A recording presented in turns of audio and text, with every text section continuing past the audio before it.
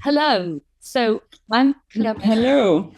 and Hello. this is Lisen Kebbe, um, who is in Gotland, Sweden, and we're recording this interview in celebration of 15 years of the Professional Doctorate in Systemic Practice as part of the interviews.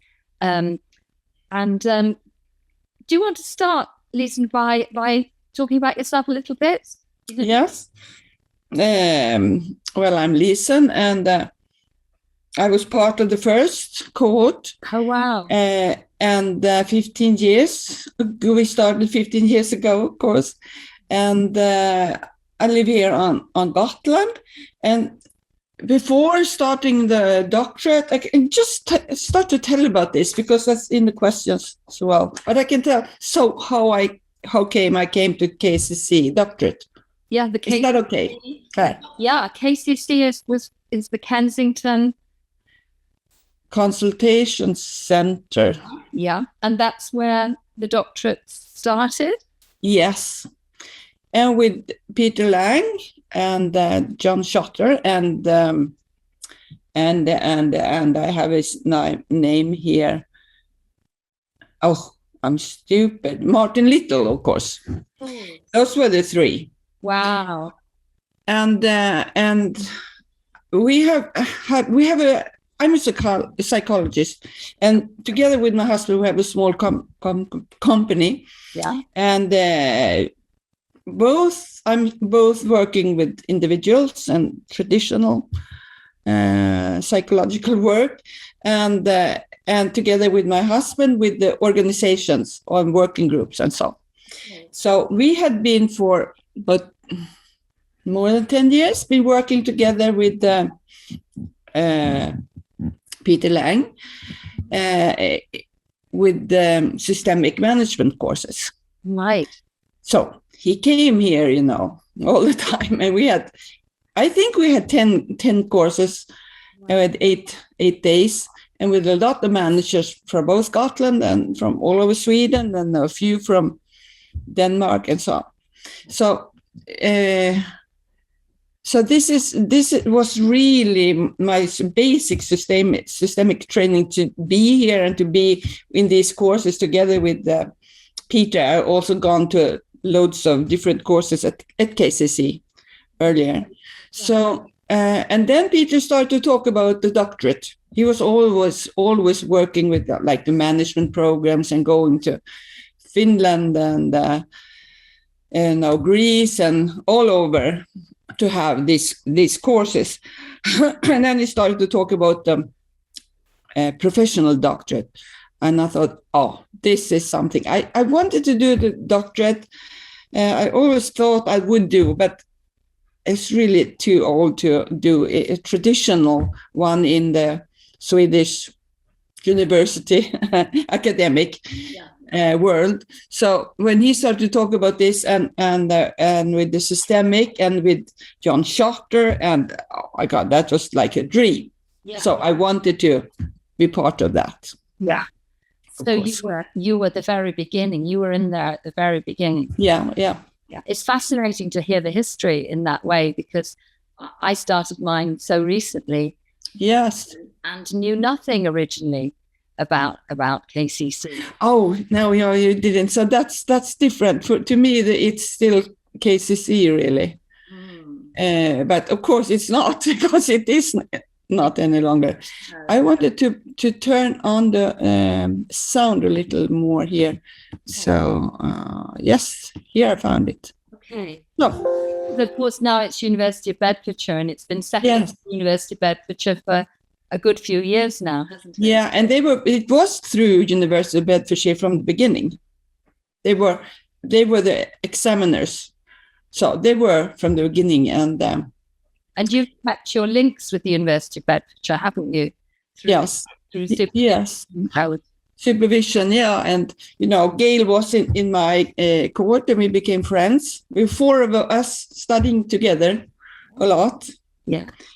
Staying together, and then it has been it's been very fortunate for me to be able to go on as a supervisor, like for you and with a couple others, to stay in this world.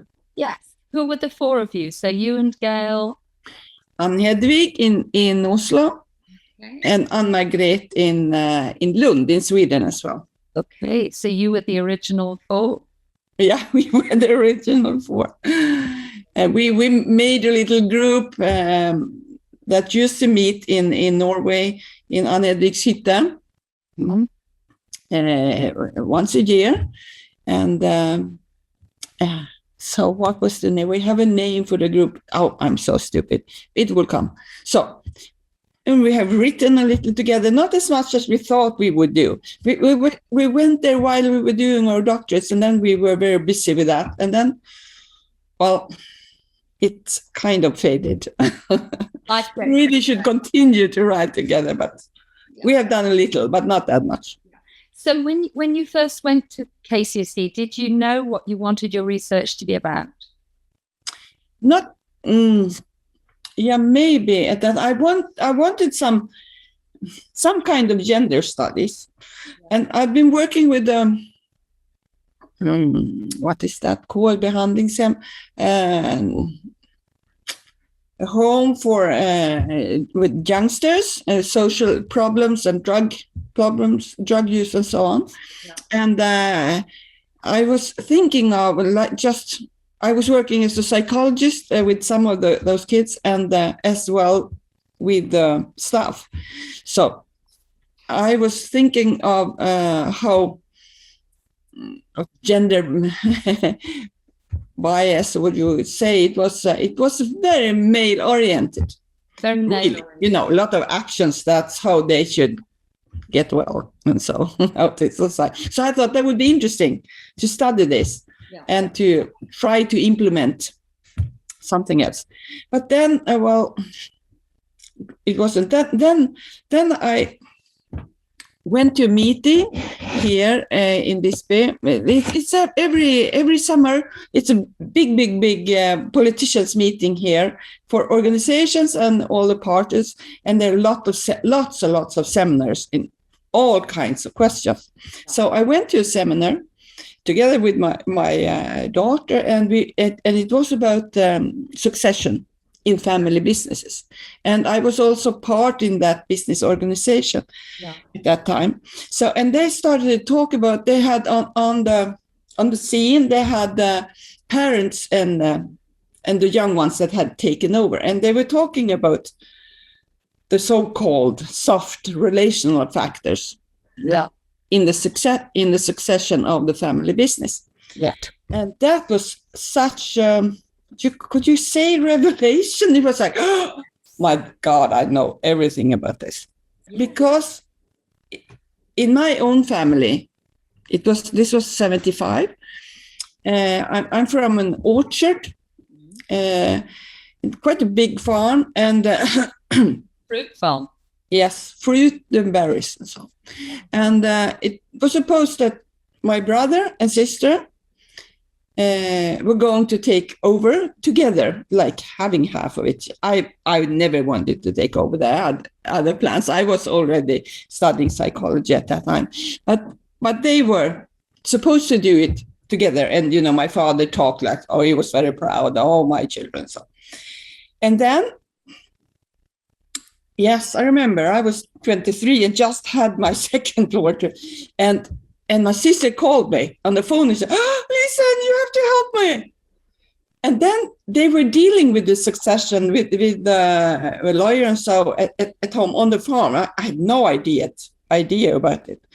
And she said, she said, oh, this is so unfair. They want to give our brother the lot, and then she would have a smaller part, and she would be dependent on him. So it wasn't at all as she had supposed. And she said, you have to help me. And well, we started to make plans. And so Pia and I, we were going to take over the whole thing. And, the fight was really going on. And well, Pia lost. We didn't do well. Nobody listened to this. So what happened was that our brother got the whole. He is also the oldest son. Well, there's only one son, and he got the whole thing. And then it started a big split, conflict in the family between my parents and Pia, my little sister, and well, it was really split in the whole thing. And I was like a messenger between the groups, and so it's really terrible. And this was 1975. And well, I could say now, many years has gone since then. And this New Year, my brother's son took over. So it was the next generation. And now I say both our parents are dead. And I can say, well, now it feels good. I'm really happy that Jonas took over. He is really managing this farm very well, and building it up again, because my brother hasn't really fixed it very well. But the thing I realized really was that it's really the parents. They set this up because as a parent, you have to be fair. We have to be able to talk about things, even if it's not possible, maybe in successions that it's totally equal, but you have to talk about it, and you have to listen, and everybody has to take part of this. And I understood when I was listening on this seminar, and this was like 2005 or something, six maybe it was, yes, 6. It was after I started. And I realized, it's like, oh my God, I know everything about this. Yeah, you had real personal experience of it. Yeah. And at that time, I had been working with organizations and with systemic and appreciative ideas. And I thought, oh, this is the way to do it. Of course, this is the way to work successions as well. So I was really happy. This was really my subject. So you moved from your initial idea. Yeah, that wasn't vague, and so I didn't really know how to do it. But this felt, well, I know everything about this. I really want, this is a mission. This is the mission, yeah. Yeah. And really, well, I'm a psychologist, and psychologists or social workers and people like that are not working with successions. It's lawyers and accountants. Yeah. And they are very like, they know, they give very strong advice. They say, like, it has to be like this and this and this, and you have to do it like this. And so I thought I wanted to, what I was looking for was the relational, of course, the relational side of and family. That's very much relation. And this subject, even in families where there are no conflicts, it's very tender, sensitive, and it's filled with emotions. And it's not easy for the families. Even no, they want to start a succession process, but it's so hard to just sit down and start to talk about it. Yeah. So that's my main mission, really, to help them. So you brought a new approach to yeah. It had formerly been a business transaction, and how did that show itself in the way you put your research together in your methodology? Did it reflect that sort of dualism? Yes, of course. I went to talk to different lawyers, and that's also part of my dissertation. I was studying what other people were doing. I went to different meetings and so on, and then I set up a project because my oldest daughter, she is in economy, and she is also interested in this question, and she was doing as well her PhD here in Sweden in kind of similar area. And we got a project from a business organization to work to try to, so we had 7 families that wanted to have the help, and it was free for them, and we were having like was it 1 year or 2 years? I don't remember, sometimes. And then Jenny got pregnant and she went away from this business, and then had these families, and I had a program that set up very much an AI program. But then after this time was over, one family said, well, listen, don't desert us now. We are not there yet. You have to stay with us. So that was the family I continued to write about. Yeah. So I found some different spots like that I thought were important, and I'm well, I had a lot of meetings, interviews, and so on. And then, like we had talked about, I transcribed parts of it. Yeah. And I was fascinated by it, because there was something John Shutter was fancied very much. It was a lot of work, but I was fascinated how much it gave. Because when you're sitting there in a meeting with the family, you are so focused on the persons. Yeah. And you really don't know what's happening because they were like I remember once we said we had the old team and the young ones, and that was the two parents, and then they had a little grandchild there on their side, and we did the reflecting team. So they were one part, and the other part was like the three sons and the daughter-in-law. Yeah. So try to make them the one part just listening, not talking, and then reflecting and so on. It's, it's a big job in itself to make them understand this process. But it was very interesting, and it went very well. So I met this family in total 5 years, and then it was in that included following up as well. So I didn't see them all the time. I met them several times each year. But then when they had made a decision, because they didn't know how to do it, they did not at all know how to do it. And they had been thinking of it for 10 years, and nothing had happened. Yeah. So, but when they had decided, and that took 3 years, then I left them. Then they went to their accountant and lawyer and talked to other people. And so, and then I thought I didn't have to be there, but I had the follow-up meetings after 2 more years. So what do you think it was that shifted them? Do you think it was, I mean, I'm listening and thinking, was it actually listening to the others? Was it being a reflection? Listening, yeah. I think listening is the main. Yeah. And to be able to talk, because, in these 10 years, they had so much ideas about what the others were thinking, because I met them also separately, like the young couple and the old. Yeah, I met people in different constellations as well. Yeah.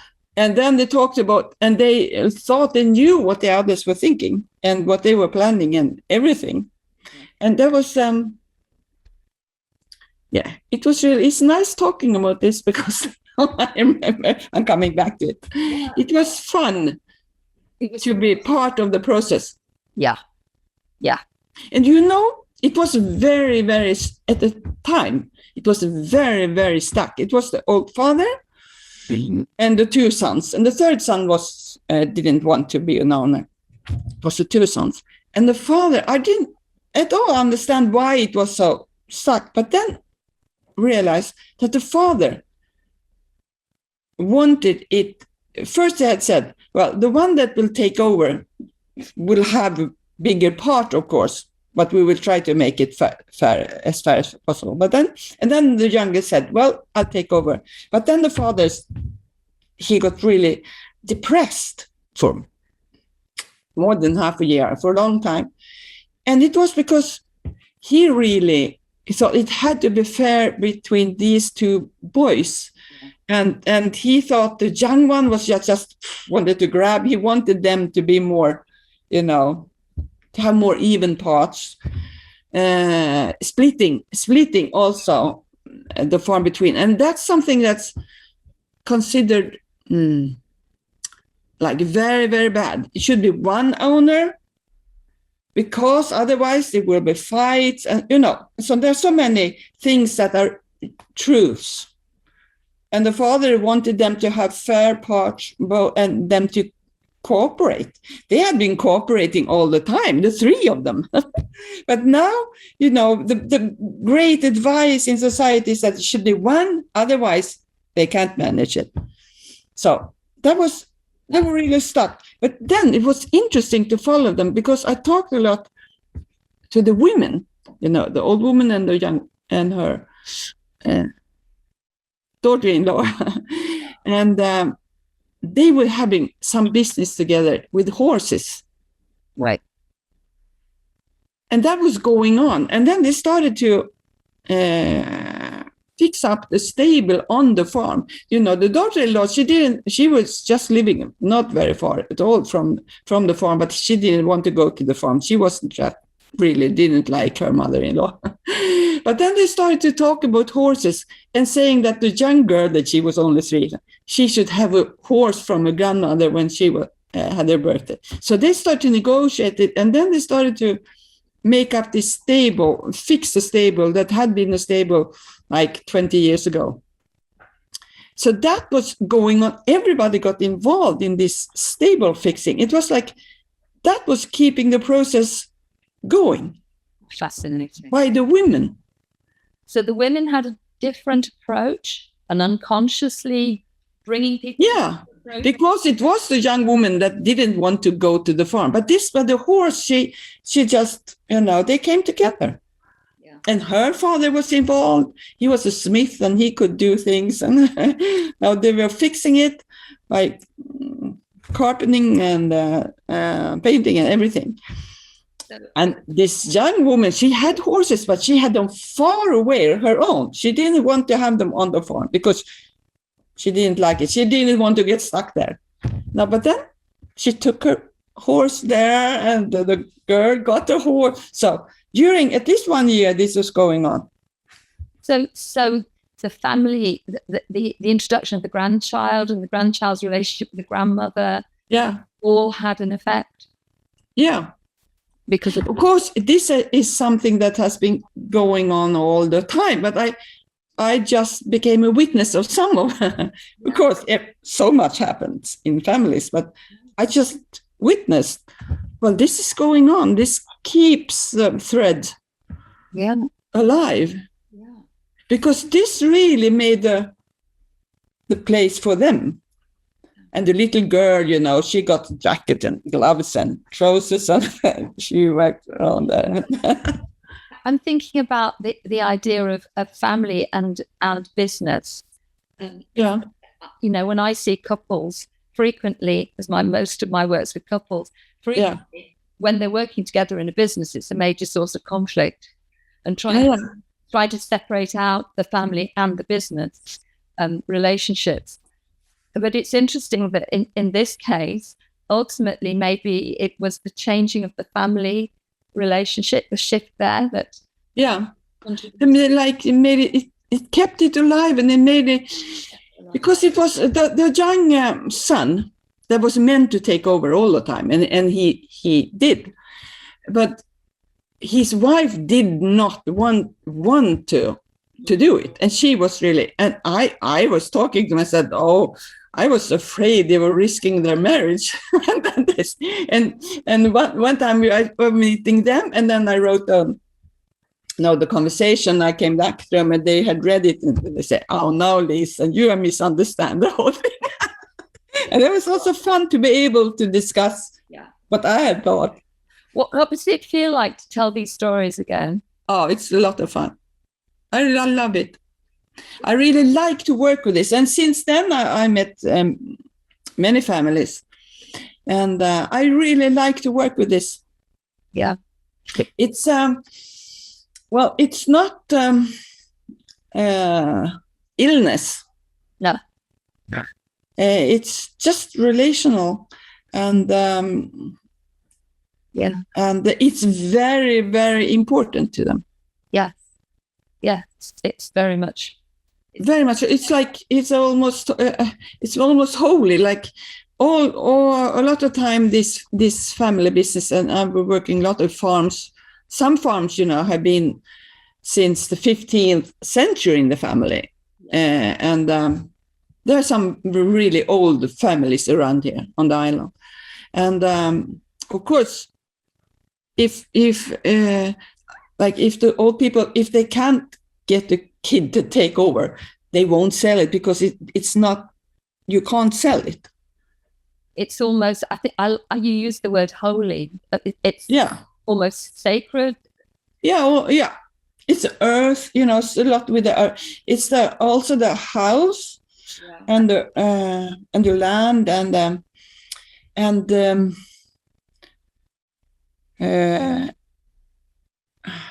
yeah, no, I forgot what I should say, but really, really important to them. And yeah. So you've continued to work with families and their family farms and businesses. Yeah, could be different businesses, not necessary. And it doesn't have to be families, but it's special with families because it's so much more intense and so much more emotions. Yeah. And it's so much hard to sit down and talk about it. Yeah. Did you feel that when you'd written your doctorate, you'd written up your research, that you'd conveyed the emotion of it, that you'd really managed to Yeah, I think so. English is not my first language, so that's always a problem. But I had some help with the text and dealing with this language for several. I was working with this for 6 years, and then you come into it, you live it. Yeah. I think I could convey the emotion because my emotions were through these words. But of course, with the family, I was talking another language, and I made some transcriptions in dialect, and that was interesting as well. But they didn't want to read in dialect. They think that's like making fun of them. They didn't want to read it themselves in dialect. No, because it's a very strong dialect, and also I'm part of this land, like so. So you actually had 3 languages going on. Yeah. But then I should talk about it was in English. Yeah.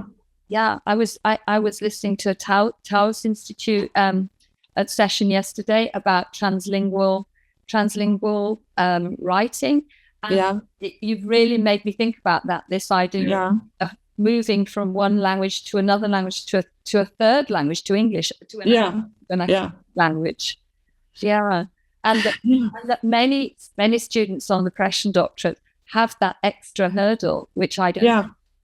And it's we maybe don't talk about it enough. No, and it's I was talking to Ann Hedvig, the woman from Norway, about this, and said, well, now I will try to read in Swedish, write in Swedish. I said, and she said, no, I couldn't write about my work in Norwegian because I only have the words in English. We've been, the writing has been in English and all the words in English and so on. Yeah. Well, but something else that I realized during this work was that the writing in itself, like we have talked about also, the writing in itself, really developed the thinking. Yes. Yeah. And that was, that was very strong and interesting. Yeah. Did you feel yourself changed by the doctorate during the course of the doctorate? Yeah. Yes, I think so. Yeah,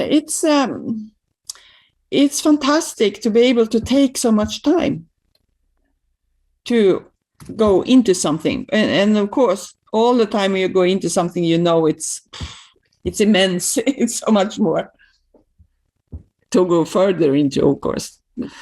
Did you have moments of confusion and hopelessness I'm in the writing, or did you feel clear all the time where you were going with it? I can't remember it really now, but now I'm thinking, I remember a time when I came to London and I was really, I don't know. And then another mate in the group helped me, and he was very good. He's really a management consultant, and he drew it all up on big paper and made me analyze the situation, and that felt very, very well. So I think, I lost hope sometimes. The biggest problem was really supervision. There wasn't any real supervision. That was terrible. You were self-supervising? Yeah, but then we had the four of us. We talked a lot. And then I had my daughter, that she's very clever. And she was like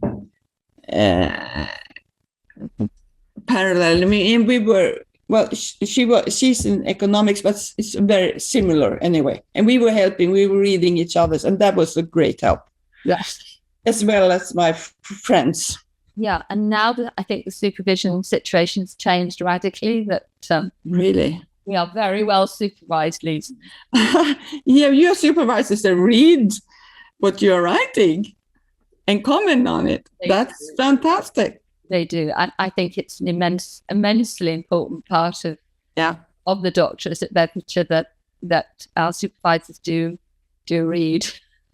Yeah, but I think Gail has done such a good job with the course, and she didn't have much of supervising herself. So, there were one of us that really had supervision, and that was Ann Hedvig. She had John Schott, and he read, and he loved her, and that was really almost too much. Yeah, was John Schott a big influence on you as well?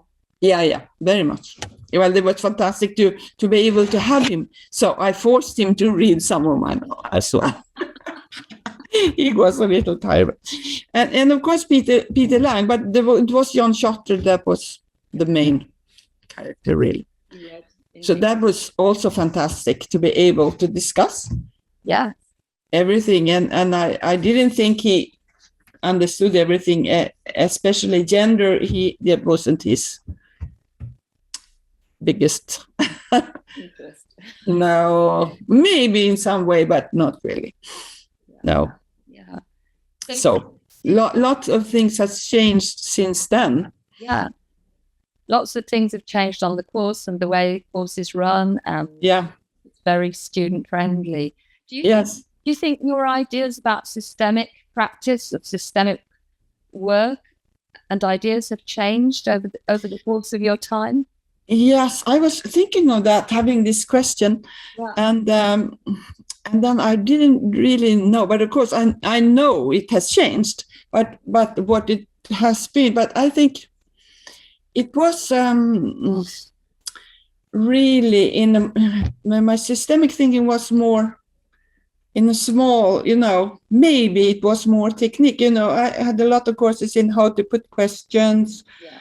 How to fix things, make AI arrangements, and so on. Yeah. And so it was more a closed thing. Yeah. So, and of course, relational, of course. But I think it changed that I saw so much wider. I could see this family and all on this succession process. I studied a lot of other things. I saw it in the society and in the historic. So the world became bigger. And now, the latest years with the new, what is it called? New materialists. Yeah. So that's the latest, to have the systemic in the total perspective. Yeah. And seeing mankind as part of the world, nature. So the perspectives has, since I started to until now, it has really continued. Yeah. Yeah, but that's not to negate the value of all the techniques and the. No, they're very useful. They are all the Milan schools. Yeah, and all this, and been working so much with Peter Lang. He was a fantastic artist. He could all just invent. We invented together a lot of different things all the time. We had so much fun. We wanted to have a plan for these 2 days when we met managers. And they said, okay, it's this time we would do this and this and this. And then you never know what happened because he could find out whatever. So it was playful as well. It was very, very playful. Yeah. He was just a fantastic. You never. Oh, you're still there. Yeah, but you are not. Did you ever meet Peter Lang? No such luck. Oh, that was pity. Yeah, he was so much fun, and we always said this is the first. This is the first 8th course. This is the first 9th. Yeah. Yeah. So, what advice would you give to anyone doing the doctorate, starting the doctorate, maybe this year? I would advise, of course, to read, because the reading list is so much bigger than you have read before, and then to start to write immediately, even if you don't have a subject. Yeah. Write about, because it's really the writing that's the thing. Yes, I remember. Well, it was for me. The first meeting we had, Gail said, just start writing, just write. And I'm thinking, what? Yeah. I did start writing. Yeah. I agree. Such good advice. And then it will come. But of course, it's not for everybody. I remember once, some years ago, I was working for the university here. I was their psychologist, and I had a young man. He was very smart. He was in some subject, and he was really struggling with his masters, and I told him, well, just write. And he told me, no, that's not the way I do it. I have to have everything in my head, and then I write it down. And he was the most clever, and he made really the best reports of everybody. So you can have special intelligence that works in different ways. But for me, that's to start writing and not knowing what I'm writing. That's the thing. Not knowing. Yeah, and not knowing. Oh, Lisen, thank you so much. I've so much enjoyed this. Yeah.